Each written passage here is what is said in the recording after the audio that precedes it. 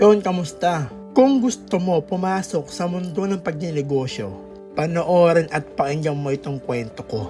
Una, naghanap muna ako ng lokasyon na alam kong tutugma sa gusto kong itayong negosyo.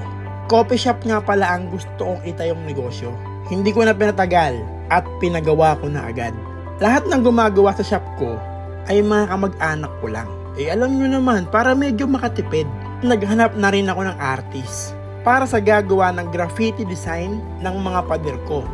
Siyempre, para maganda siyang tingnan at maging kakaiba ng kapihan. Nagpaabit na rin ako ng mga signage para kahit malayo pa lang, tanaw na yung shop ko.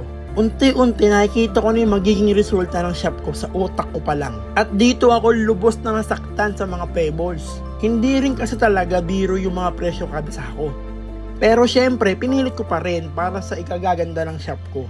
Dumadaan ng mga araw, papalapit na ng papalapit matapos ang shop. Halos lahat kumpleto na. At kaya naman nag-soft opening na nga kami. Inimbitahan ko ang isa nating kaibigan na todo sumuporta rin sa mga may negosyo, si Katagumpay. Ito na nga ang grand opening. Maraming influencer at artist ang dumalo.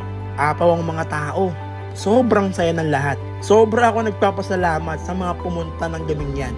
Sa negosyo, asahan mo na mas susuportahan ka pa ng mga taong bago at hindi mo naman kilala personal kumpara sa mga dati mo pang kaibigan. Hindi na baling kakaunti na lang ang mga kaibigan mo. Basta, walang nagaganap na inggitan, kundi puro suportahan lang. At pagkatapos ng opening, ginalawan ko naman ang marketing at photoshoot ng mga products. Habang lumilipas ang buwan, paunti na ng paunti ang mga customers ko. Hanggang sa malugi ito.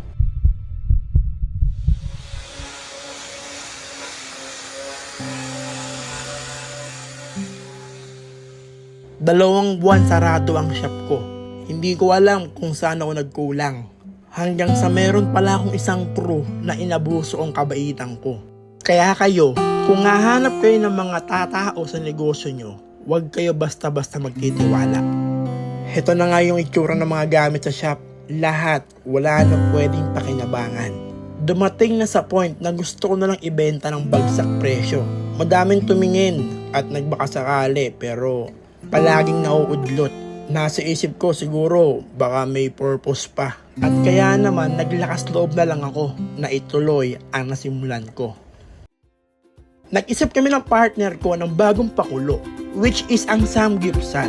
Una, ayaw ko talaga kasi dagdag expense na naman at bibili na naman ng mga bagong gamit. Pero kasi minsan, kailangan mo na lang din magtiwala sa partner mo.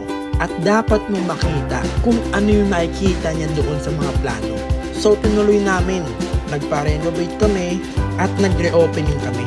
Unang araw medyo wala pa talagang tao. Pero kinabukasan, bigla kaming dinagsa. Sobra kami na-overwhelm sa mga nangyayari. Araw-araw sold out. Pero nitong mga nagdaang araw, palaging umuulan.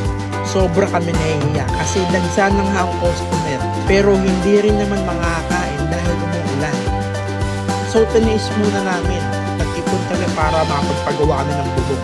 Nag-close ulit muna kami. Pero sinisiguro na namin sa pagbalik namin ay magiging mas komportable na ang lahat habang kumakain. Hindi namin ina-expect na ganito ang mangyayari. Sa dating simpleng shop lang na nalugi, bumangon at ngayon, isa na din sa dinadayo dito sa aming lugar. Hindi pa kami fully successful, gaya na nasa isip ko. Pero sinisiguro namin, someday, by God grace, ibibigay niya sa amin yun. Sa mundo ng pagnenegosyo, sobrang hirap. Deserve mo ma-stress, umiyak, mapagod. Pero kung palagi mong itatatak sa isip mo na yung mga taong nangangailangan ng tulong mo at nabibigyan mo ng trabaho, lahat yan kakayanin mo. Huwag ka lang makakalimot.